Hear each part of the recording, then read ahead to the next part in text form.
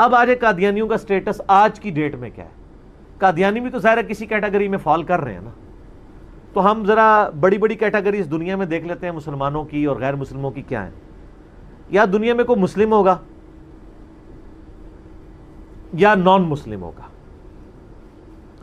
نان مسلم ہوگا تو اس کی دو پھر کیٹیگری ہوں گی, یا وہ مرتد ہوگا یا وہ کافر ہوگا. اب قادیانیوں کو کہاں پہ آپ نے فال کروانا ہے؟ نان مسلم میں بھی آپ دیکھیں کہ ایک وہ نان مسلم ہوگا جو اہل کتاب ہے, اور ایک وہ ہے جو نان اہل کتاب ہے. جیسے ہندو ہیں, بدھسٹ ہیں, یہ ہیں نان اہل کتاب, اور کرسچنز اور جوز اہل کتاب ہیں, دونوں کافر ہیں. اب جوز اور کرسچنز کی کیٹیگری میں قادیانیوں کو فال کروانا ہے یا ہندوؤں اور بدھسٹ کی کیٹیگری میں فال کروانا ہے؟ یہ زیادہ تر تو مرتد ہی سمجھتے ہیں, کہتے ہیں یہ. سر میں آ رہا ہوں نا ادھر, میں اسی لیے آپ کو سٹیپ وائز لے کے آ رہا ہوں. تو بدھسٹ کی کیٹیگری میں تو فال نہیں کرتا. اب دوسرا مسئلہ ہو گیا, میں نے کہا کافر کی دو من قسمیں کہ کافر اور مرتد. مرتد کی کیٹیگری میں وہ قادیانی تو فال کر سکتے تھے جو شروع میں مسلمان سے قادیانی ہوئے. میں آپ کو 20ویں صدی کے آغاز کی بات کر رہا ہوں. لیکن 1973 میں جب قادیانیوں کو کافر ڈکلیئر کیا گیا اور ان کو ہم نے دین اسلام سے نکال کے ایز اے کفریہ فرقہ ڈکلیئر کر دیا. اب اگر وہ مرتد ہیں تو پاکستان کے آئین میں شک ہوتی کہ یہ جہاں جہاں پائے جائیں قتل کیے جائیں. ایسا تو نہیں ہوا, ان کو کافر ڈکلیئر کر کے اسلام سے نکال دیا گیا. اب ان کا سٹیٹس آج کے جو بائی برتھ قادیانی ہیں, کیا وہ مرتد ہیں یا کافروں کی اولاد ہیں؟ وہ تو پھر کافروں کی اولاد ہے. میں آپ کو سٹیپ وائز لے کے آ رہا ہوں. لہذا آج کے قادیانی کیا ہوئے؟ کافر. یہ تو ڈکلیئر ہوا, مرتد والی کیٹیگری سے تو باہر نکلا ہے. اب کافر ہیں تو کون سے کافر ہیں؟ کیا وہ اہل کتاب کافر ہیں یا بت پرست کافر ہیں؟ بت پرست تو نہیں ہے. اچھا, اب اہل کتاب پہ آ جائیں.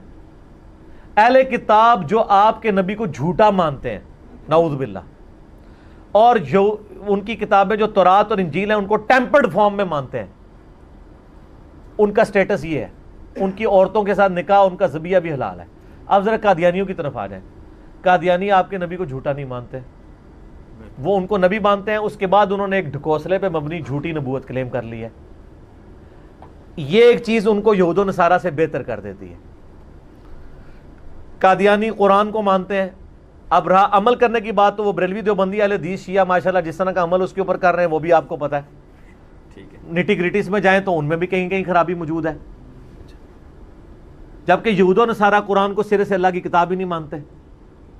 یہ جو دو بڑی چیزیں ہیں کہ نبی علیہ السلام کو ماننا اور قرآن کو ماننا, یہ چیزیں انہیں یہود و نصارہ اہل کتاب سے کیا بہتر نہیں کر دیتی ہیں؟ بالکل کریں گے. اچھا, اب تیسری چیز, ایک یہودی اور عیسائی کو دین اسلام سمجھانا زیادہ آسان ہے یا ایک قادیانی کو کہ جو پہلے سے نبی علیہ السلام کو اور قرآن و حدیث کو مانتا ہے؟ ظاہر ہے پھر قادیانی کو بنتا ہے. قادیانی کو آسان ہے. اور سر ہم نے سمجھایا اور لوگوں نے ہماری دعوت سے اسلام قبول بھی کیا اللہ کے فضل سے. اب آپ لوگ خود مقدمہ سمجھتے ہوئے یہاں تک پہنچے ہیں کہ ان کو اہل کتاب کی کیٹیگری میں ڈالنا چاہیے. ٹھیک ہے, اور بلکہ آپ اس کے ساتھ بھی ایگری ہیں کہ اہل کتاب سے بہتر والی کیٹیگری میں, چونکہ قرآن کو اور نبی علیہ السلام کو مانتے ہیں. اور ایک اور کفر انہوں نے کیا کہ وہ والا کفر. لیکن دوسری طرف جو عیسائی اور یہودی ہیں وہ تو کئی ایک کفریات کر رہے ہیں نا. وہ تو ہمارے نبی کو نبی مانتے ہی نہیں ہیں, وہ تو کہتے ہیں کذاب ہے, نعوذ باللہ. یہ کذاب تو نہیں کہہ رہے, یہ پیغمبر مان رہے ہیں. اس کے بعد ایک جھوٹی امتی نبی کلیم کر رہے ہیں نا, تو وہ گمراہی تو ایڈیشن میں ہے. نبی علیہ السلام کو تو مان رہے ہیں اور حضور کی محبت ان کو دیں, ان کو حدیثیں بتائیں. ہم نے تو ان کے بتایا ان کو کیا کیا دھوکے مولویوں نے دیے ہیں.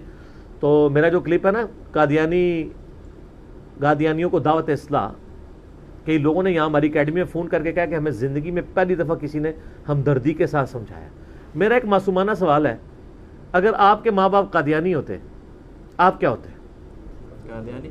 آپ ویسے کہتے نہیں, میں پوری تحقیق کرتا. تحقیق کا حال یہ ہے کہ جتنے بڑے بڑے دیوبندیوں کے مفتی ہیں نا, پیدائشی دیوبندی ہیں, تو تحقیق کر کے وہ اہل حدیث یا بریلوی تو کوئی نہیں ہوئے. تو اگر ان کے ابا جی قادیانی ہوتے تو انہوں نے دیوبندی بھی نہیں ہونا تھا. آج ختم نبوت کی تحریکیں چلا رہے ہیں اس لیے کہ ان کے ابا اجداد بھی دیوبندی تھے. ادھر اسی طریقے سے بریلویوں کا حال ہے, اسی طریقے سے اہل حدیث کا ہے, اسی طریقے سے اہل تشیع کا ہے. تو ایک میں تلخ جملہ بولوں, کہ پریکٹیکلی قادیانی آپ کے نزدیک صرف اس لیے کافر ہیں، یہ میں ٹونٹ اور تانے کے طور پہ بول رہا ہوں آپ کے دماغ میں ڈرل کرنے کے لیے، کہ قادیانی صرف اس لیے کافر ہیں کہ آپ کے ماں باپ قادیانی نہیں ہیں، ورنہ اگر آپ کے ماں باپ قادیانی ہوتے تو قادیانی مسلمان ہوتے اور باقی سارے کافر ہوتے، کیونکہ آپ کی تحقیق کا لیول تو یہی ہوتا۔ تو سر پھر یہ آپ تھوڑا، اگر آپ کہیں کہ میں نے جناب وہ، اگر ایک قادیانی کہے کہ میں نے کسی غیر قادیانی کی بات نہیں سننی تو اسے پوری زندگی ختم نبوت سمجھ آ سکتی ہے۔ اس طریقے سے بریلوی دیوبندی اہل حدیث بھی جب تک دوسرے کی بات نہیں سنیں گے آپس میں ایک دوسرے کی، ان کو کیسے مسائل کا اختلاف سمجھ آ سکتا ہے؟ تو اب کرتے کرتے اینڈ پہ ہم اہل کتاب تک پہنچے۔ تو سر جو یہود و نصارہ اہل کتاب ہیں ان کے ساتھ تو آپ سارے معاملات کر رہے ہیں، تو مسلمانوں کے اندر جو کافر اہل کتاب ہیں، کافر میں لفظ بول رہا ہوں، مسلمانوں سے ٹوٹے ہوئے، اور اس سے بھی آگے میں تلخ جملہ بولنے لگوں، سنیوں سے ٹوٹے ہوئے، کیونکہ قادیانی فرقہ شیعوں سے نہیں نکلا، سنیوں سے نکلا ہوا ہے۔ تو مسلمانوں میں سنیوں سے ٹوٹا ہوا ایک کفریہ فرقہ، وہ فرقے سے بھی تپ جاتے ہیں، کہتے ہیں فرقہ نہ کہیں، یہ تو آپ ان کو علیحدہ آئیڈینٹی دے رہے ہیں، چلے ہم کہتے ہیں کفریہ عقیدے رکھنے والا گروہ یا جماعت، وہ یہود و نصارہ اہل کتاب کا کم از کم اتنا لیول تو ان کو دیں اور ان کے ساتھ اخلاقیات کے ساتھ پیش آئیں تاکہ ان کی آنے والی نسلیں دین میں داخل ہو جاتی۔ ہم نے جو رویہ ان کے ساتھ اختیار کیا ہے اور پچھلے 2-3 سالوں کے اندر جو کچھ ہوا ہے، اس کی وجہ سے مجھے بتائیں کتنے قادیانی ہیں جنہوں نے اسلام قبول کر لیا ہے؟ کبھی بھی نہیں۔ وہ پکے ہو گئے ہیں، وہ سنیوں سے لے جاتے ہیں، وہ ان کا نہیں سنتے کہ تو سر یہ جو کچھ ہمارے یعنی ملک میں ہوتا رہا ہے، ٹھیک ہے، اس کی وجہ سے اگر کوئی تبدیلی آنی ہوتی تو پازیٹیو تبدیلی آتی، نیگیٹو تو ضرور آئی ہے، پازیٹیو کوئی نہیں آئی۔ تو دعوت و تبلیغ کا کام کریں، ڈیبیٹس کریں، اور یہ آپ کہتے ہیں نا جی ان سے ڈیبیٹ نہیں کرنی، وہ جناب وہ بڑے ہوشیار ہیں، عام بندوں کو پھنسا لیتے ہیں، اور سر وہ تو آپ میرے بارے میں بھی کہہ رہے ہیں اپنی امام کو، وہ اس لیے پھنس جاتے ہیں کہ آپ کراتے ہیں کہانیاں، علی بھائی بتاتے ہیں قرآن و حدیث، سر ان کو بھی جو کہانیاں ان کے بزرگوں نے کروائی ہیں نا، آپ اگر ان کی کہانیاں عیاں کریں نا ان پہ، تو انشاءاللہ وہ پھنسیں گے نہیں ادھر، وہ بھی ادھر ہی آئیں گے اور جھوم جھوم کے کہیں گے کیا کہ نہ میں وابی، نہ میں بابی، نہ میں ہوں مسلم علمی کتاب، ٹھیک ہو۔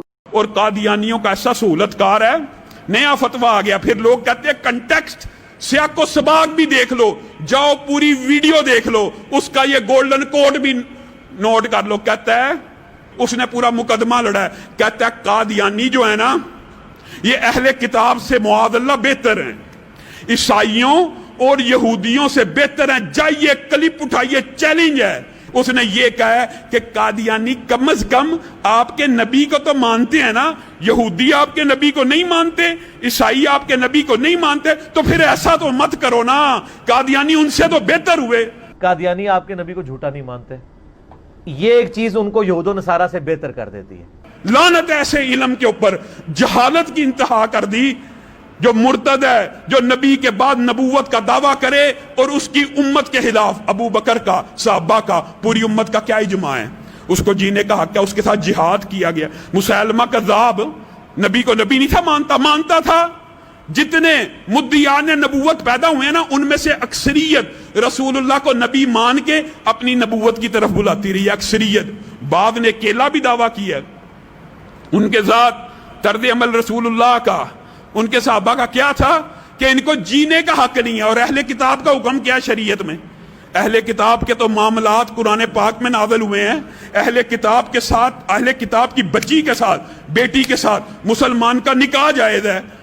اہل کتاب کے کھانے کے احکامات اللہ نے قرآن پاک میں نازل کیے ہیں کہ ان کا کھانا تمہارے لیے حلال ہے، تمہارا کھانا ان کے لیے حلال ہے، ان کا ذبیحہ تک مسلمانوں کے لیے حلال ہے۔ وہ جو غیر اللہ کے نام پہ نہ ذبح، اللہ نے احکامات معاشرے میں رہنے کے اہل کتاب عیسائیوں یہودیوں کے نازل کیے ہیں۔ مرتدوں کے بتائیے کون سے نازل کیے ہیں؟ ختم نبوت کے منکروں کے کون سے نازل کیے ہیں؟ اس بدبخت کو یہ بھی پتہ نہیں کہ قادیانیت جو مدعی نبوت ہوتا ہے اور اس کی ساری جو امت ہوتی ہے وہ یہودیوں اور عیسائیوں سے بدتر ہوتی ہے۔